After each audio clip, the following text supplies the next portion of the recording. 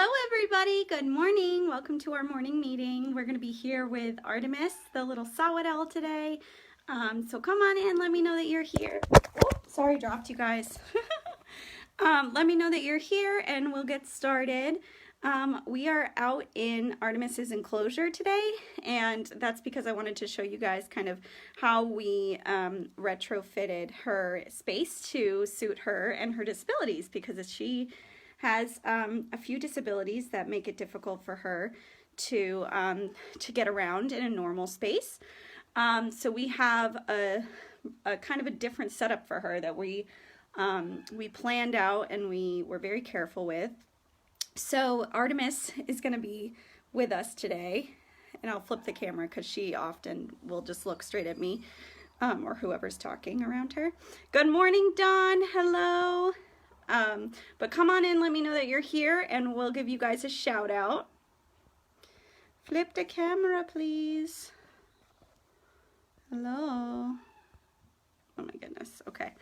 Well, you guys can see Miss Artemis here. Hi, what are we doing? Good morning. Hi. I know. You're so sweet, honey. So Artemis came to us, unfortunately, after she was hit by a car. She is unable to fly, and then all of the things that we did to her enclosure, we have added because she has developed some vision issues as she's gotten older. So we have very much tried to accommodate her and her disabilities. Hello, honey. Hi, good morning, Zoe. Good morning, Katie. Hello. So we are out here in Artemis's outdoor enclosure, so that's why it sounds a little echoey. All of the ambassadors have outdoor spaces that they can, what are you doing? That they can live in. They're not kept inside. And they are all fairly large. They're pretty big spaces for them because they would normally live in the wild in the woods and would have free range. So we try to provide them with the same sort of thing in captivity. Hi, honey bun. You're so cute. Good morning, Nevitz. Good morning, Michelle. Good morning, Tony. Good morning, Kim. And Tony, she definitely does look at whoever is nearest to her the most frequently, because she is concerned about what's around her that could eat her. That's her primary interest in life, is not getting eaten. So she is a tiny little owl, and as a tiny little owl, she's a fantastic hunter, but she is also a fantastic predator. And she could also be prey to other animals because she is so tiny. So they have wonderful hunting instincts, can hunt really well, but they also have really good instincts to stay safe. And one of those is just keeping her eye on whatever is around her. Let's see. All right. Hi, Miss. Good morning, everybody. Hello. So Artemis is a northern saw-whet owl, and they are actually known as the smallest owl species that we have in Maine. So she is about the size of, I don't know, maybe my hand. She's not very big. I know. And she weighs about as much as a lemon, which is not a lot. Hi. Good morning from Chicago. Hello. So we are really excited to bring you guys different sorts of content throughout the month of June, because we love showing you guys the ambassadors, and we know you guys love to meet them. But we wanted to do something creative for you guys. So today we are focusing on Artemis's decked out enclosure. So let me just show you guys what we have here. So this larger space is where she would normally live, and where she was living before she was injured in any way, before or after she came to us with her initial injury, but before she lost any of her vision, which is something we have noticed has happened with her. So I will show you guys, we'll get up and we'll show you where she kind of lives, or where she used to live. She's still in this enclosure, but just in a modified way. So this is her space. You can see her view. That's outside. And then this is the enclosure with some nice high ceilings and wood paneling on the walls. And she did have lots of perching opportunities in here and trees and things to make it look more natural. But we noticed that she was losing her ability to see. So she was not really able to navigate around this enclosure very well. And that made us nervous. And as she got older and her vision got worse, we noticed that she would, you know, she would fly around the enclosure into things and wasn't really planning her routes or anything like that. So, so we decided that she needed some sort of a modified enclosure. And that came in the form of this mesh that I'll show you guys. We purchased some PVC pipe, and we made a big basically cube or rectangular cube out of that, and then we covered it in a mesh that she could not hurt herself on, because we were really nervous about the wood on the walls and her flying right into it and having, you know, head injuries or something like that, or being more injured because she could not see where she was going. So now she has this cool setup. So she has lots of perching down below, and then she has some water. We always provide all of our ambassadors with water. And then we use these branches as her perching in here, and they're just attached to the PVC. But you can see this mesh is really soft. She would not be able to injure herself in this. So she is retired. She does not go on programs anymore, but she does get to spend her time outside in this thing. It is large for her species, but obviously we get her out of there as much as we can. We take her on walks. We actually have a volunteer that we have that loves to take Artemis on walks. That's one of the favorite things she gets to do. And, you know, she is unable to see, so having her in any larger space would certainly not be good for her. So this is something we feel comfortable with, having her around. So I'll flip the camera now so you guys can see. So she has beautiful trees in there, and she actually spends most of her time on these perches down here, and then up in the trees up here. We actually noticed after, it was kind of an unintended consequence, but we noticed she started to climb the mesh like a monkey, which was interesting. So she can get around that way. She's not able to fly. She was originally hit by a car and fractured her humerus, which is the long bone in the upper wing and our upper arm. So she is not able to fly. She can't get up off the ground, but she figured out how to crawl around, crawl up the mesh, which is just so interesting to me. And owls do climb trees quite a bit, especially young ones. Babies will use their beaks and talons to climb up the bark of a tree, which I just think is so cute. She is probably about 6 years old now, and yes, yeah, Jessica, she's looking in the direction of my voice, yeah.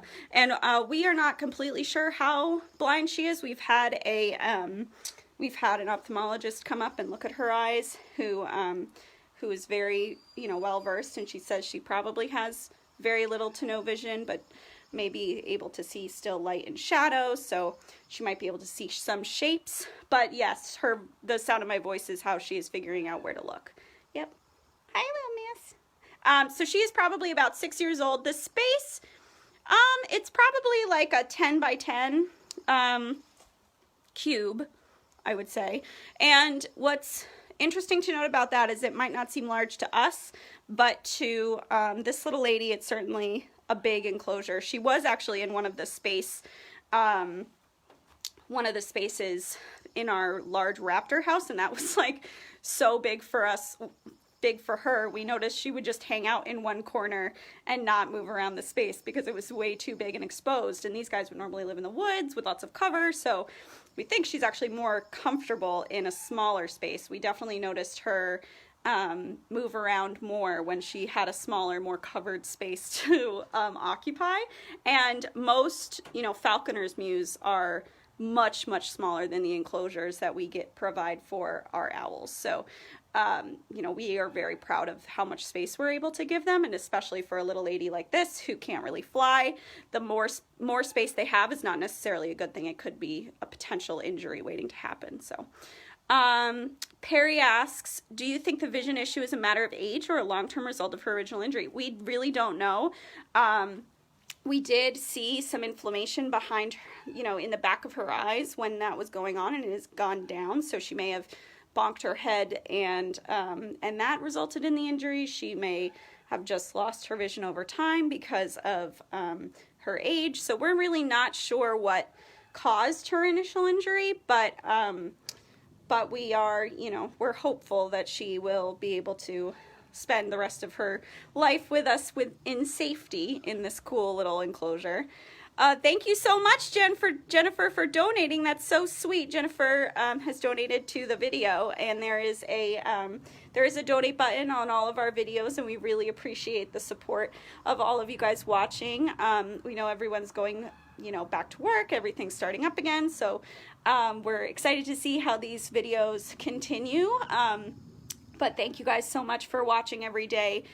For the last 2 months, it's been really fun to connect with you guys.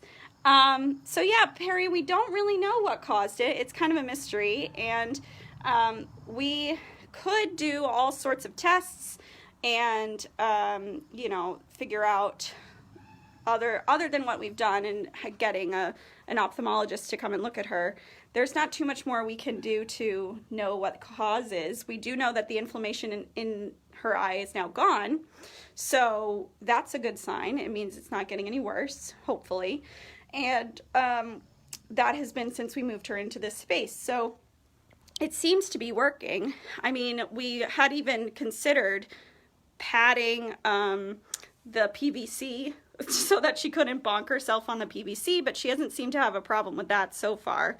And then before we moved her into this, we also noticed that she was, as she gets older, having a hard time thermoregulating, which means keeping her body temperature up. So we noticed that even on like a just, kind of slightly cool day, she would be puffed up like a little softball. And that's a sign that they're cold. That's how you can tell a bird is cold, is when they look really puffy. It's because they're trying to trap their body heat close to their body and use their feathers to insulate them. And it was, kind of chilly, but not super chilly. These guys are a northern dwelling bird. They are known to live in, all the way up into Nova Scotia. Their Latin name is Aegolius acaticus, which kind of not so closely translates to basically like King of the North. But she should be a northern dwelling bird. Some of them do migrate in the very, very northern parts of their region, but the birds that live around here in southern Maine, and especially near the coast, do tend to stay during the winter. So she should be able to get through the winters that we have here just fine.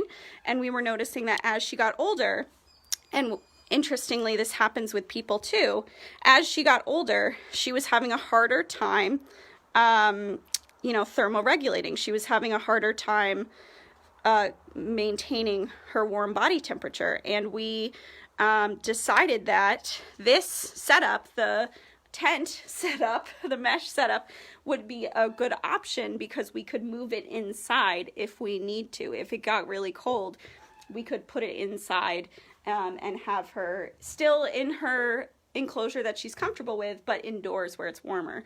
So that's what we did. Over the winter, she was in one of our back flyways in our clinic, where we usually house birds that are learning how to fly. It's kind of a large closet space, but this fit in there perfectly, and she was able to stay warm, and then we'd get her out on walks and everything when it was sunny, but she didn't have to be out there in the cold. So yeah, in the wild, these guys would normally only live to be about 5 or 6, and she actually came to us as an adult owl, so we're not entirely sure how old she is. She was probably at least one when she was originally brought in for her injuries. She was brought to Tufts Wildlife Clinic in Grafton, Mass. They were amazing. They somehow, it's just amazing how great their surgery is. They were able to pin her tiny little humerus bone, which is about the size and width of a toothpick, and is hollow because she's an owl. So they were able to pin that and save her wing, but she is not able to really fly very well. But she didn't have to have an amputation, which is amazing. And then they kept her there for about 1.5 years recovering, growing feathers back. And then she came to us, and she's been with us for the last 4 years or so. And all of that adds up to about 6 years old, but we're not entirely sure. She could be even older than that. Thank you so much, Nevitz, for donating. I know you watch often, so I'm really glad to hear that you value the content that we're creating and that you like it enough to donate. That's so sweet of you. We really appreciate it. Every penny goes to support little Artemis here, to help buy her food, to help buy her all of the supplies we have in here. Yeah, she's actually pretty low maintenance. Yeah, you just eat donated mice from Jackson Labs, and you have some donated newspaper, and that's about it. She's really cost effective, this little lady. Yes, you are. And she's so tiny. Yeah. So saw-whets are really fascinating owls. Actually, they, like I mentioned, they are able to live in our area in the winter when it's super, super cold, and other owls that are larger will migrate down south. So like screech owls, for example, normally would live they would live in like Massachusetts in the winter, or even New Jersey. They will migrate down south and then only come up here for the breeding season because it's too cold. But this little lady and our saw-whet owls have kind of figured out a way to survive the winter. They have amazing, amazing insulation. They spend most of their time in little cavities in trees, so little holes in trees that a woodpecker has pecked out. And then the really incredible thing that they do is they will basically use the freezing temperatures to their advantage. So they'll catch mice or small rodents on nights that it's a little bit more mild, a little bit easier for them to get around, a little bit more warm. And then they will, they'll take that little mouse, which sometimes can weigh more than they do. They're capable of lifting and carrying off mice that can weigh like 2 to 3 times as much as they do, because mice are mammals. They're very dense. They're on the ground. These guys are very light and stay that way in order to fly. So they have to be able to lift and carry off mice that can weigh more than them, and they do. So they'll hunt as much as they can on warm nights, and then they'll cache anything that is extra that they can't eat in one go. They'll cache it up in another little hole in a tree. And because it's freezing outside, it freezes, it doesn't rot. And if they want to eat that food on a night when it's too cold to hunt, they'll go and grab it, and then they'll brood the mice with their body heat. So they'll essentially sit on the mice like they would sit on eggs, and brood the body heat that they'll like brood the mouse and thaw it out that way and hold it up to their bellies and then eat it once it's thawed. It's really genius. They're basically using the weather to act like an icebox to help them survive. And not all species have figured that out. So it's very, very cool. She is so sweet. Her face is really cute. She's looking around to kind of get a sense of what's going on, where she's at. She's very, very feisty. She, she uses her sense of like feeling around her beak and her toes, so she can feel what I'm doing to her toes, and she'll bite thinking it might be food. And then she uses her amazing hearing to hear what's going on around her. Yes, so Perry, they have lots and lots of fluffy down all over their bodies. She has molted a lot of it now because it is summertime, but in the winter they grow extra down. So all of this stuff, hi, you got a close up. Yeah, all of that is downy feathers, and that really helps to keep them warm in the winter. And then they also spend a lot of their time in the winter in cavities in trees that also help them to stay out of the wind and the cold. So they're very ingenious in how they go about spending their time. A lot of these guys won't migrate like north to south in our area, but they will migrate in elevation. So they will go from like the top of a mountain down to the coastline at sea level, because that allows them to get just a few degrees warmer. It also tends to be more temperate, a little bit more warm near the coast. So these guys have kind of packed that and they'll migrate down south. They're also really nomadic. They have been found year after year living in all the different states in New England. So one year they'll be in Maine, the next year they'll go to Vermont, the next year they'll go to New Hampshire. They really aren't as territorial as a lot of other owls, which is very interesting. But they're fascinating birds. They are lower in the trees. They tend to nest lower in the trees and perch lower in the trees because they're so tiny. So they need to be able to hunt for things on the ground, and they're so small that it would take them a long time to get down to prey on the ground if they were nesting up in the top of a tree. So they usually nest somewhat at our eye level, and this has led to a lot of interactions with them on the part of people. People will just stumble across them in the woods, and you can actually sometimes even track them by listening for their little pip call. So the saw-whet name is actually for their call. They're called saw-whet owls because their call sounds like a saw being sharpened in that repetitive motion on a whetstone. And it's just a little beep, beep, beep, beep, but it's very consistent and usually pretty quiet. Because they're not trying to like tell the whole forest where they are. But if you track that sound, you can usually get right face to face with them. And they also are known to stay very, very still and freeze when they think a predator's around. They're going to try to rely on their camouflage to blend in, which means they just kind of stare at you and hold and freeze. And a lot of myths about them in Native American folklore think that they are like staring you down and ready to fight you or something, that they're too big for their britches, because they just give you this look like, oh, I'm not gonna move, I'm just gonna rely on my camouflage, but it looks like they're staring you down and waiting for you to attack or something. So there are a lot of funny stories about these guys. What do you think? I know. Because they live kind of halfway down in a tree, they have incredible hearing, not only like front to back, side to side, but they also have a third like dimension of ability to like hear. So one ear is usually up higher than the other, and they can triangulate if noise is coming from up high or from down low. So they can really hear the whole landscape around them in this 3D plane, which is really cool. And we noticed that when she started losing her vision, she started relying more on her hearing. We had a little camera in the tent with her. I like that, calling it a tent, because it's very fitting. We have called it her mesh, but I like tent. So we put a camera in there with her to see how she was doing, if she was getting around okay, to see if it was safe for her. And we noticed that we would drop a mouse in the same place every night so she knew where it was, and she would kind of use her hearing almost to like echolocate a little bit. I don't think that's technically what it is, but she would move her head around in such a way that you could tell she was like trying to figure out where noises were coming from, what's going on. She always looks in the direction that she's hearing noises in, and she may see some like light and shadow, so she can look in those sorts of cases. But it's just very interesting to see how her movements changed as she started to lose her hearing, or her vision rather.